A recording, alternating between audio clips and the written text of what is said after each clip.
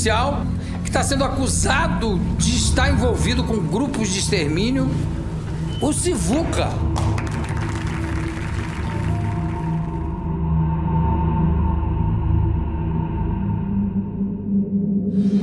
Tá nos jornais agora, quer dizer, uma pessoa acusando você também de estar envolvido com os grupos de extermínio. Como você também é famoso pela frase de que bandido bom é bandido morto? E enterrado em pé, para não ocupar muito espaço.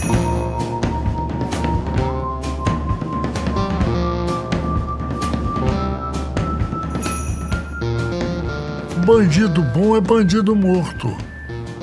Essa triste colocação tornou-se uma verdade. Foi assassinado no mato.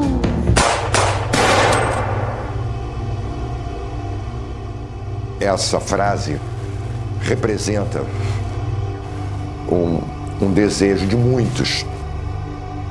Bandido bom é bandido morto. Eu não sou o melhor cara para falar sobre isso. Pô, isso já está consolidado aqui no Rio de Janeiro, ó. Num país desigual como o nosso, na miséria como a nossa. Isso é a coisa mais fácil, você construir a figura de um inimigo a ser morto. Pessoas pobres são lixo. Nós matamos bandido mesmo. Todos os bandidos que nós são mortos. As pessoas mais perigosas, se você é da classe baixa, são os policiais militares. Uma tragédia que policiais funcionam assim. Polícia é polícia, bandido é bandido, e bandido bom é bandido morto. Essa era a filosofia deles, da verdade, né? Agora, o que era bandido, né? Esse é que é o problema, porque ele também era um bandido, né? Possível você, como um assassino, virar um deputado, um vereador, um prefeito e você se eleger. Você é um assassino, é um fascínio, mas agora você é uma personalidade política. Que se elegeu um dos grandes nomes da escuderia, que nada mais é do que um esquadrão da morte com uma marca mais bonita. O cara é um assassino, mas é excelentíssimo, né? O cara é sua excelência. A maior organização criminosa que existe aqui é o Estado.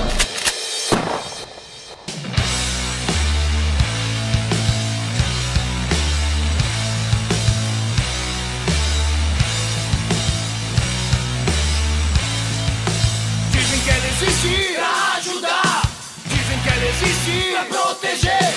Eu sei que ela pode te parar, eu sei que ela pode te prender. Polícia para quem precisa, polícia para quem precisa de polícia.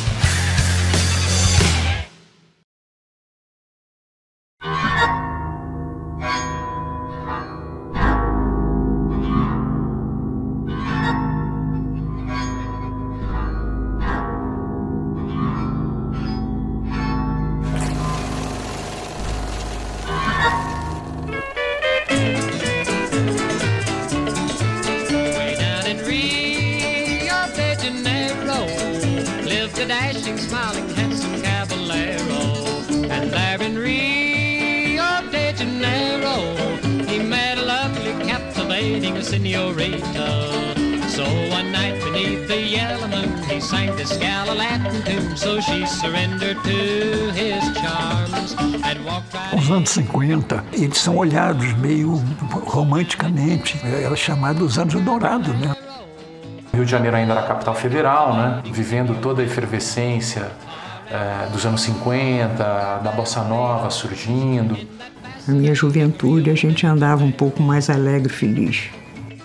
Vizinhos conversando na calçada, sentados naquelas cadeiras de praia, bancos, né? Conversavam tranquilo, não tinha, era uma cidade calma. So now that gay caballero and the lovely, captivating senorita are at home with their bambinos in that fascinating Rio de... Talvez isso fosse o principal. Não havia uma sensação de medo.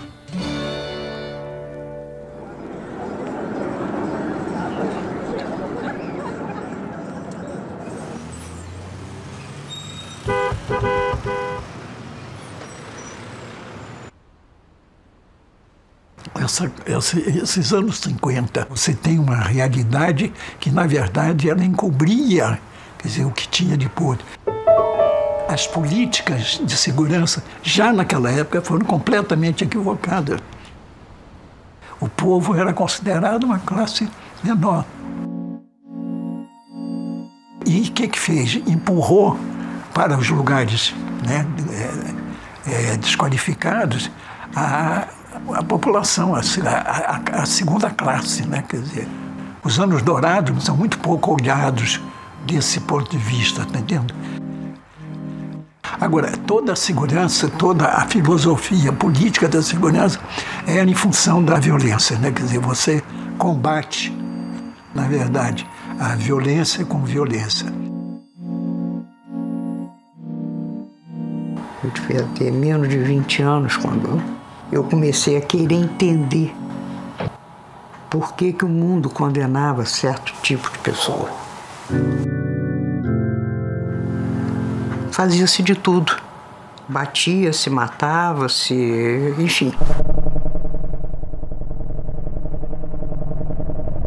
E tudo era em nome da pátria amada. A estrutura do Estado brasileiro foi feita assim. Ela é escravista.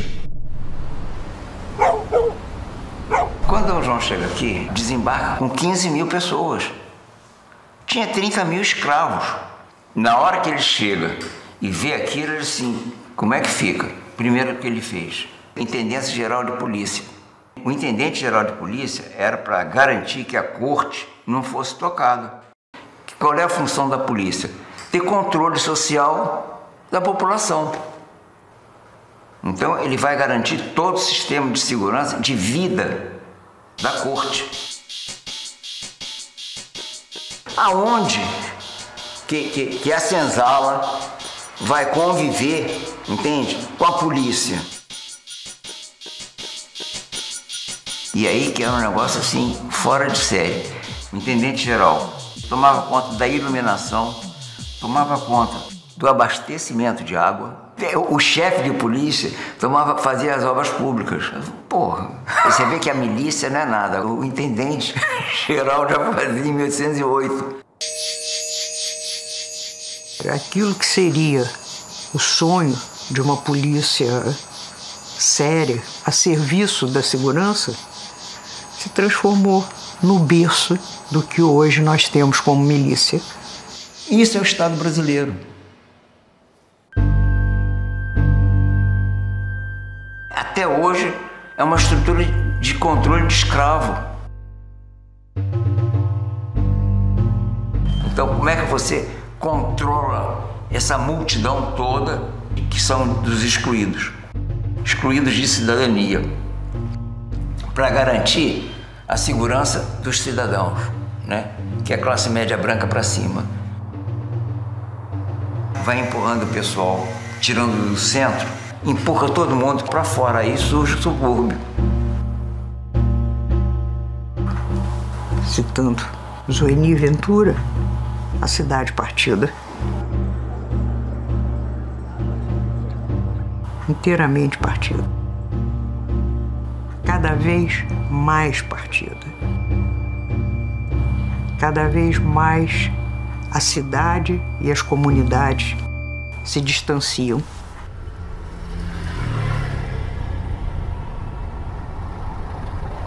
O asfalto, de uma certa forma, consegue sobreviver. A favela nem sempre consegue sobreviver. E com isso, evidente, a violência aumenta. Já foi estabelecido no Brasil das pessoas que têm grana para tratar pessoas que não têm grana. Então foi fácil assassinar o lixo, as pessoas não queridas, não desejáveis.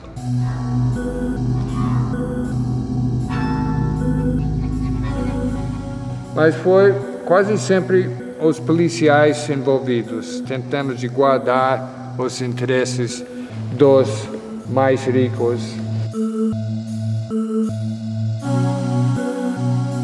E o que era bandido naquela época? Você olhava para as favelas e, como tinha bandido lá, generalizava. Quer dizer, você tinha como se realmente todo pobre fosse bandido. Mineirinho foi o primeiro que surgiu.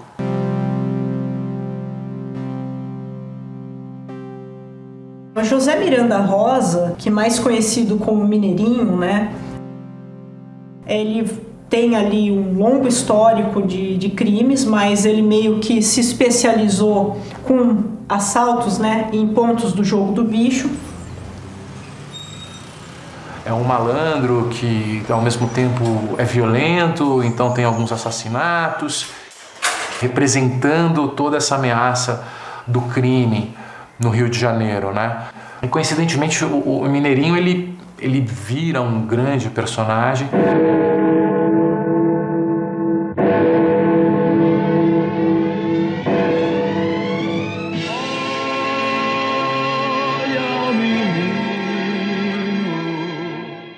Mineiro!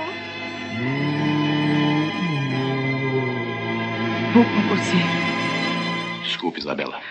Ninguém vai mudar minha vida. Ninguém.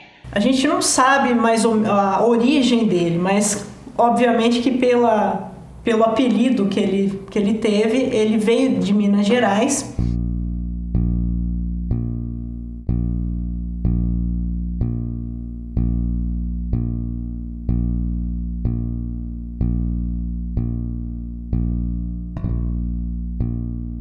Natural de Minas Gerais.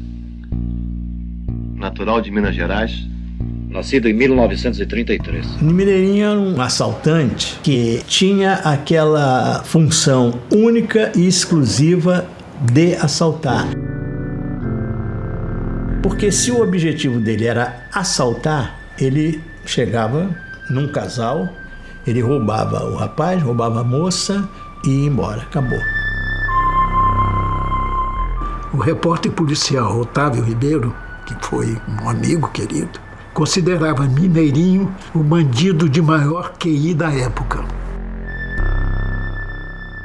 Quando o Toninho chegar com a Maria, você passa um telegrama para mim assim. 2 cabeçadas na pipa quer dizer, Maria chegou. 3, a polícia vem vindo. Ela parada quer dizer, barra limpa. Você faz? Faço. Toma, faz para mim. O Mineirinho era uma figura famosa porque os balanços que a polícia fazia é que ele tinha feito 28 homicídios, 130 assaltos, foi condenado a 137 anos de prisão. Eu acho que tem margem para dúvida aí, porque muitas vezes o que acaba acontecendo é que a polícia começa a atribuir todos os crimes a uma mesma pessoa, porque é difícil você ter condições de investigar 28 homicídios e ser assertivo, assim, foi o Mineirinho. Cada um que morre, eles estão pensando que eu é que mato todo mundo. É o meu retrato que eles botam no jornal. Então, caçá-lo, prendê-lo, eliminá-lo era a grande saga dos jornais, né? É o Mineirinho, né, o problema. Então você tem toda essa história, né, que todo mundo acompanhava com muita curiosidade, todos os jornais vendiam milhares de exemplares, não tinham nenhum outro meio de comunicação com o alcance dos jornais impressos, né? Era a fase e a época do rádio, do jornal impresso, a televisão estava começando ainda. A Rádio Globo do Rio de Janeiro apresenta A Cidade contra o Crime. É importante falar do papel da imprensa nessa época, né? Era uma ambiguidade muito grande, né? Porque tinha essa ambiguidade do leitor também. Ao mesmo tempo, ele era atraído pela imagem, pela figura do bandido, e era, por temor, ele tinha rejeição, né?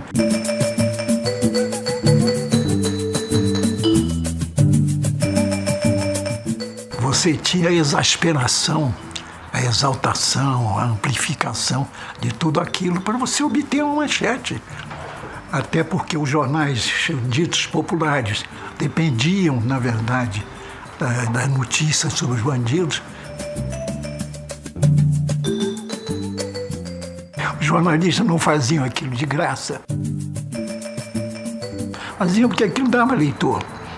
Mas evidentemente que alguns repórteres dessa época conviviam com os bandidos, né? Conhecia muito bandido. Então eu era uma fonte de informação graças aos meus informantes. Putas, bandidos, traficantes, viciados. Porra, tinha de tudo. E isso serviu para abrir o meu caminho. Porque eu era mais um merda na vida lá, com 14 anos de idade, porra. Tinha o quê? Mais de 10 jornais no Rio de Janeiro. E era a briga pela venda, né? E a Manchete vendia jornal. Aí aparecia o vendedor de jornais, vendia o dia. Apelidaram ele de Manchetinha. Extra, Mineirinho mata mais 2 policiais, mata mais é bom, olha o dia, quem vai ler o dia? Quando ele via que a Manchete não ia vender, aí ele inventava a Manchete e saía gritando. Extra, extra, novo rei do crime mata policiais. Matou a mãe e foi dormir com o pai. Ele inventava. E o cachorro fez mal à moça. Cachorro quente. Era a Manchete. Era negócio de maluco. E para o jornalismo isso é fundamental, né? Você tem que ter essas novelas diárias que vêm de muito jornal, com todas essas histórias do crime, do bem contra o mal e do mocinho contra o bandido. Extra, extra, Mineirinho matou o rei do bicho com uma garrafada. Matou, novo rei do crime. Era a época do jornalismo romântico e irresponsável e boêmio.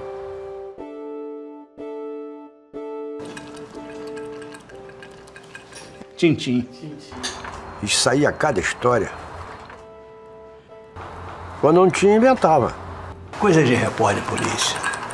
É um caso que eu descobri de um cara que apareceu morto em Marechal Hermes, subúrbio do Rio. Do lado do carro, carro ligado, faróis acesos, limpador funcionando. Chovia muito. Não tem nada, não tem sangue, não tem ferimento. O perito fazia o seguinte: tá o local do ferimento. Aí ele botava o dedo. Calibre 22, calibre 32, 38, 38 duplo, 765. Era no dedo. Ele fechou o guarda-chuva com a biqueira do guarda-chuva, aquela biqueira de aço. Ele fez 2 perfurações no cadáver. Então ele achou os ferimentos. Calibre 22. Isso é arma de mulher. Mistério na morte do colunável fulano de tal. 2 tiros no tórax, não sei o que lá. Uma mulher de vestido negro foi vista saindo do local do crime. Puta, foi uma zona. Até que descobriu que o cara morreu de um infarto, sozinho, mas rendeu, hein? Mas era uma esculhambação, porque cada um contava uma história diferente. O cadáver era o mesmo, mas haja história em volta do cadáver. A imprensa atrapalha tudo com esse sensacionalismo barato. Tudo mentira! E para ter uma ideia um pouco do ambiente da época, os jornais acabavam sendo inclusive fonte de informação de segurança pública. A quantidade de crimes era verificada a partir das notícias de jornal, porque você não tinha um governo que contabilizava sequer.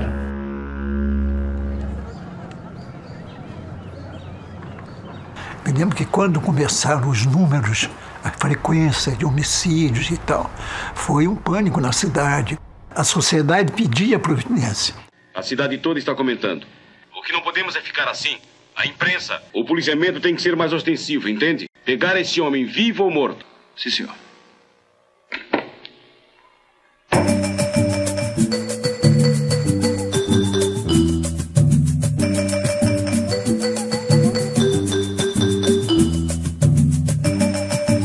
Eu nasci bem próximo ao carnaval. Eu acredito que por pouco quando nasci na avenida. Nasci e me criei aqui. Era uma infância muito mais inocente, muito mais bacana do que a atual.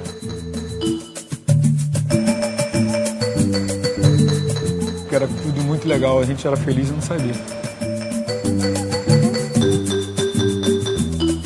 Eu estudei numa escola situada dentro do Buraco Quente, né? Que é a rua principal do Morro da Mangueira. E algumas vezes quando saíamos, tinha um convite. Falei, olha só, vai ali no bar do Seu José que tem umas coisas lá pra você. Era disputa de corrida pra ver quem chegava primeiro. E quando a gente chegava no bar do Seu José, a gente tomava um refrigerante doce pra caramba. Quem patrocinava isso era os caras, os bandidos aqui da Mangueira, né? Mineirinho. O Mineirinho morava no Morro da Mangueira, né? O Mineirinho era muito querido lá na comunidade, também tinha essa relação assistencialista, porque ele precisava sobreviver, não podia ser entregue para a polícia, então ele também tinha que construir suas alianças internas. Desce daí. E ele se relacionava politicamente dessa forma. Avisa pro morro que hoje tem leite para todo mundo, de graça, né? Distribuía, a parte dos roubos eram considerados desses criminosos Robin Hood.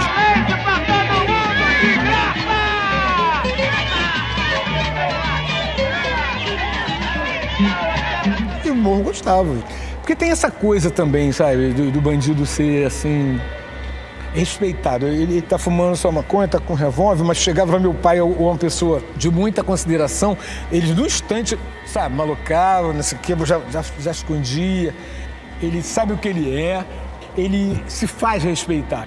Mas pro lado de fora, né, e para a cidade urbanizada e para a elite do poder e tudo mais, ele era o grande vilão. Ao passo que no dia a dia da comunidade, não, ele era uma espécie de herói também, né?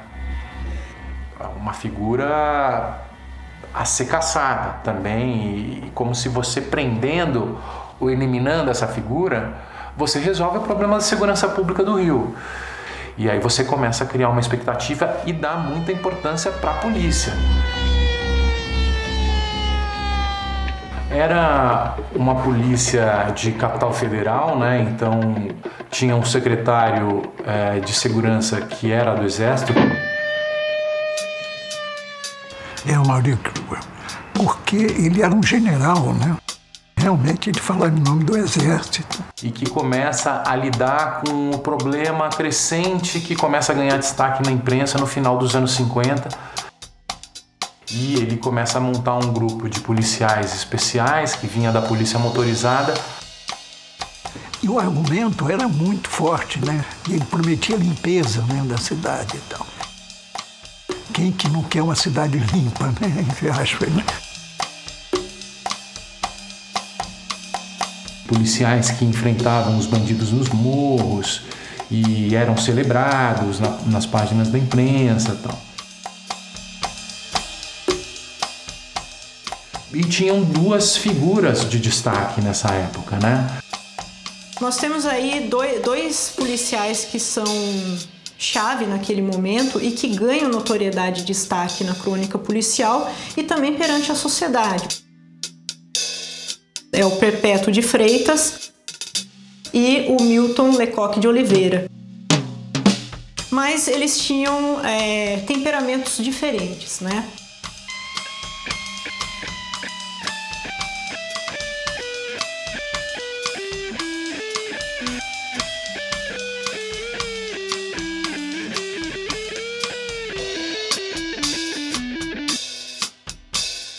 Perpétuo era um caçador. Prendeu bandido sem dar um tiro, dizia o repórter Otávio Ribeiro. Trabalhava com informantes, aspas, os cachorrinhos. Com Lecoque era diferente. Chegava com a turma, cercava o barraco e, se houvesse a mínima resistência, ia atirando. Fecha aspas. O Milton Lecoque foi uma pessoa da GDA, Grupo de Diligências Especiais. Foi uma figurão. Ele já era um mais assim bronco. Ele vem também de uma tradição e de uma formação militar. Inclusive a gente pode ver até pelas vestimentas. Ele sempre usou um chapéu francês preto.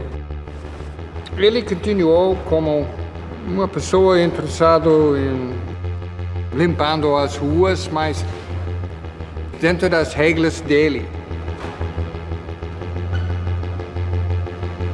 Foram várias pessoas que foram no grupo dele. Um famoso é Savuca. Tenho o prazer de apresentar meu irmãozinho Sivuca. Que é um homem autoritário. Prendê-lo ou eliminá-lo. De preferência, eliminá-lo. Sivuca tinha medo dele. Eu nunca tinha coragem de entrevistar ele, na verdade.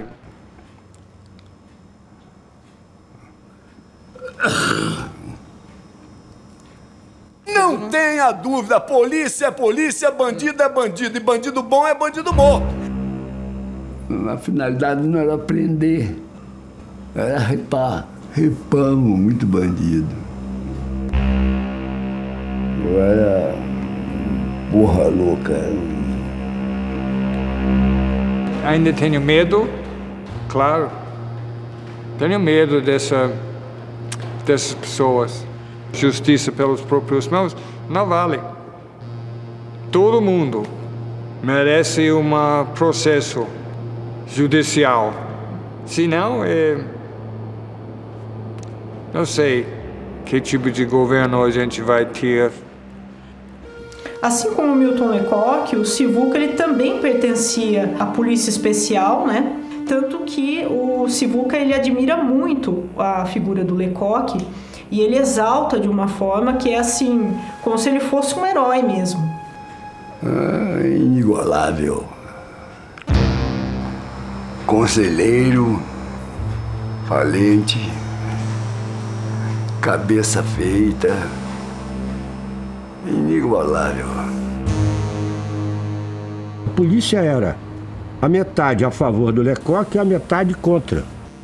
Cada um defendia o seu lado. Não tinha nenhum anjo na história. Levanta, mineiro. Você tá preso. A fama terminou. Essa saga do Mineirinho, ele é preso uma primeira vez. Tanto o Lecoq como o Perpétuo estavam no momento dessa prisão. Há um debate na época, eles são chamados para discutir quem foi realmente mais importante nessa prisão no programa do Flávio Cavalcante, que era um programa muito popular na época. Com vocês, o mais completo comunicador da televisão brasileira, Flávio Cavalcante. E o Perpétuo acaba ganhando os louros por essa prisão. Perpétuo foi um dos primeiros policiais a reconhecer o poder da imprensa. O Perpétuo convoca uma coletiva, né, para apresentar o Mineirinho para a imprensa. Todo mundo, o Mineirinho, esse é o famoso Mineirinho. O que é que você sente na hora de matar? Você acredita em Deus? Já sentiu remorso? Quantos você já matou? Já se arrependeu alguma vez? É bom matar. Por que é que você mata? Já matou alguma mulher? E pedem para eles verem quem saca uma arma mais rápido, né? E o Perpétuo tira as balas do revólver, entrega para o Mineirinho e eles fazem um duelo lá na frente da imprensa. E o Mineirinho saca antes do Perpétuo, todo mundo dá risada. O próprio Perpétuo, ele admite que a própria polícia pode ter criado o Mineirinho enquanto um criminoso, um marginal. Entre as abordagens da polícia para com o Mineirinho, muitas vezes ele não havia feito nada e ele levava coronhada, golpes, apanhava mesmo. E ele fala que isso pode ter ajudado a ele ter ali os problemas psiquiátricos, tanto que ele vai parar no manicômio. Ele vai para uma prisão que na realidade é um manicômio. Ele vai preso para quê? Para ser tratado, para ser ressocializado. Mas no caso, o que ele está precisando não é de uma ressocialização social. Ele precisa de uma ressocialização psiquiátrica, médica, atendimento médico.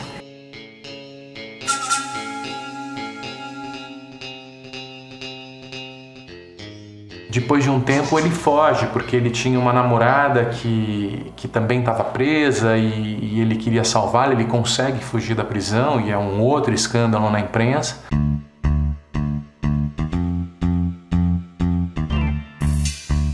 O que acontece? O Mineirinho era namorado da passista mais bonita da Mangueira, que era a Mareliano.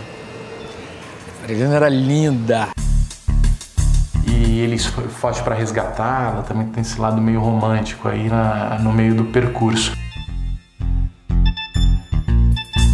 E de repente, com o Mineirinho solto de novo, a cidade entrou em pânico e a polícia inteira saiu atrás dele, junto com Lecoq, Sivuca, Perpétuo, todos atrás do bandido mais procurado do Rio. Só que, para surpresa de todos, quem encontrou o bandido não foi a polícia, acabou sendo um repórter. O Otávio Ribeiro, ele consegue fazer um contato com o Mineirinho muito antes do que a própria polícia. Você lembra de algum episódio em que Otávio tenha conseguido chegar ao criminoso primeiro que você? Inúmeras vezes ele conseguiu chegar na frente. Ele era uma águia. Matéria de reportagem policial não tinha pra ninguém. Eu lembro, contudo, de que certa feita encontrei com o Otávio. Ele disse: ô malandro, o que tá fazendo por aqui? Eu disse: tô atrás do homem, o bicho tá solto. Ele disse: bom, tá atrás dele, então leia o jornal amanhã e você vai ter uma surpresa. E no dia seguinte, leia o jornal e estava lá. Extra, extra, extra! No dia seguinte ele dá uma matéria falando que ele localizou o Mineirinho, meio que desmoraliza a polícia do Rio que estava procurando ele há muito tempo. E aí fica a polícia desmoralizada. E pro Lecoq era uma questão de honra trazer o Mineirinho, vivo ou morto.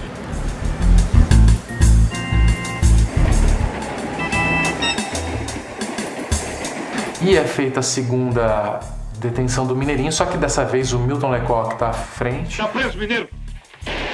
E o Mineirinho morre, assassinado com os famosos 13 tiros, né?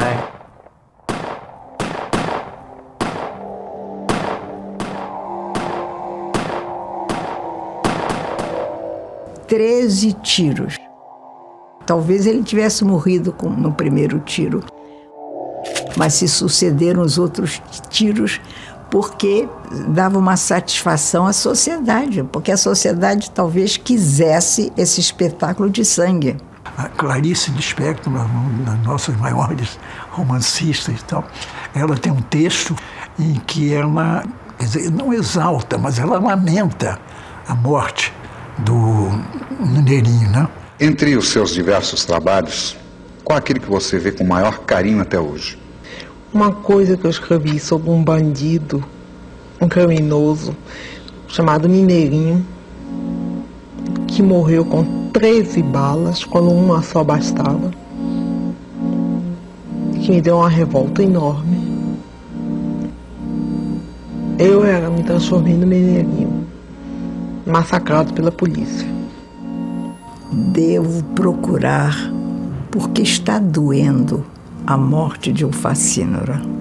Mineirinho era perigoso e matara demais. No entanto, nós o queríamos vivo. O 13º tiro me assassina, porque eu sou o outro. Enquanto isso, dormimos e falsamente nos salvamos. Em Mineirinho, arrebentou o meu modo de viver.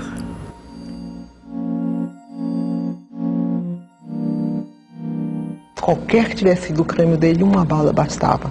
O resto era vontade de matar. Ela deixa claro, ao optar de alguma maneira pela salvação do Mineirinho, um assassino cruel, sem dúvida, não se pode imergir numa falsa piedade sem reconhecer isso, embora se louve a solidariedade dela pelos equívocos humanos. Por um lado, a reação, essas falas da Clarice Lispector, uma certa mobilização das pessoas meio chocadas com o grau de violência já da polícia, mas por outro lado você tem uma sociedade também batendo palma e muito satisfeita com esse tipo de solução. Não, o bandido tem que morrer, né? Eu acho justo. Porque tem que ser assim mesmo, só matando que o negócio não... E a polícia? A polícia, não sei, a polícia tem estado ausente, né? Eu acho interessante porque não deixa de ser um marco assim na história da violência do Rio, que é a celebração da guerra, a celebração da eliminação do perigo, do risco.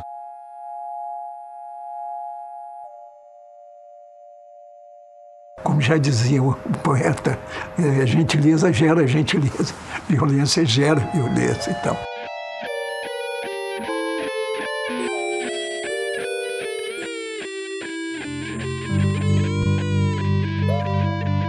Na área de Vila Isabel, existia um ponto, um banqueiro. Ao longo da Avenida 28 de Setembro, que eram os pontos do banqueiro Cuia. Que era Paulo Cuia. Um bandido, que era conhecido por Cara de Cavalo, ele começou a assaltar alguns pontos. O Cara de Cavalo era um bandido furreco, mas ele era chegado a um assaltozinho de vez em quando.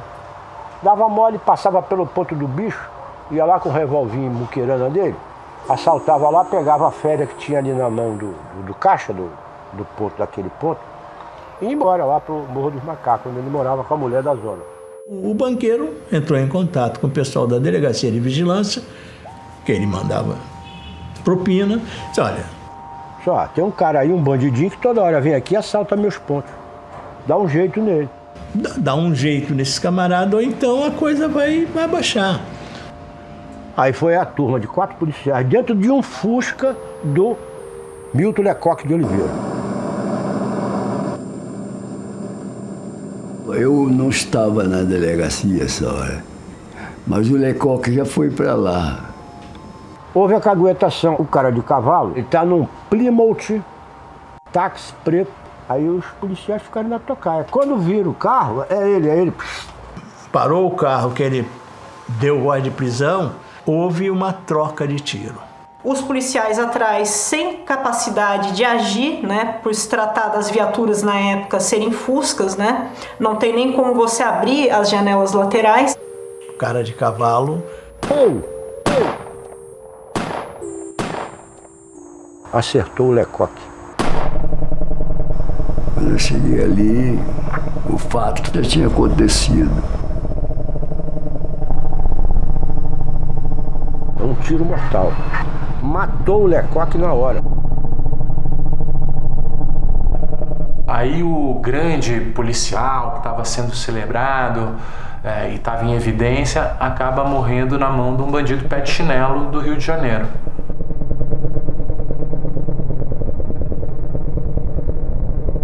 A morte do Milton Lecoque daquele jeito foi um choque, não só para a polícia, mas para toda a população.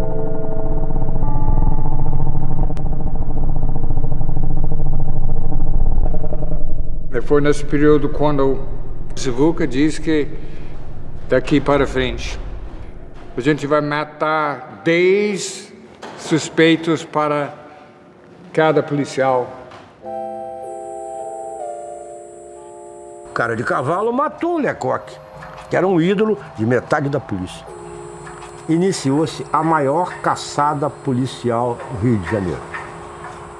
73 dias atrás dele, até que conseguimos derrubar.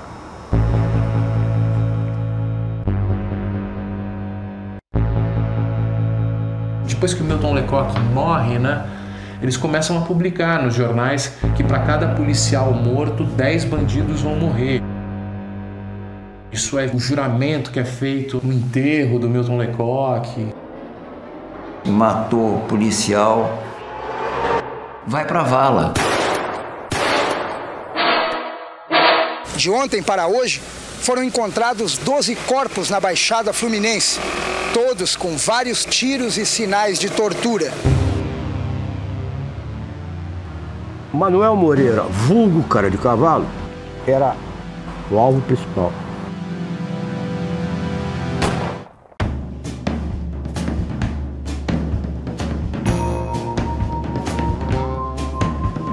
Foi assassinado no mato, foi cortado a gilete, foi moído a pau, reduzido a mingau, foi no ato e no fato, citado na manchete, o acontecido e reproduzido no Jornal Nacional. O comentário que se ouviu sobre o documentário que se viu em todo o Brasil foi o seguinte: foi um assinte, foi desovado como presunto o defunto operário chamado chamado Mário, morto triturado que nem porco, que nem gado.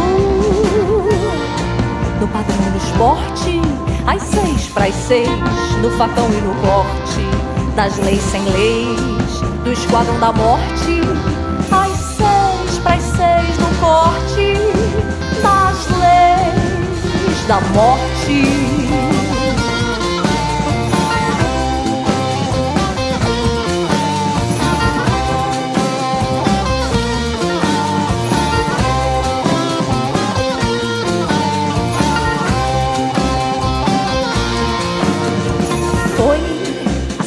No mato, foi cortado a gilete, foi moído a pau, reduzido a mingau, foi no ato e no fato, citado na manchete, o acontecido e reproduzido no Jornal Nacional, um comentário que se ouviu sobre o documentário que se viu.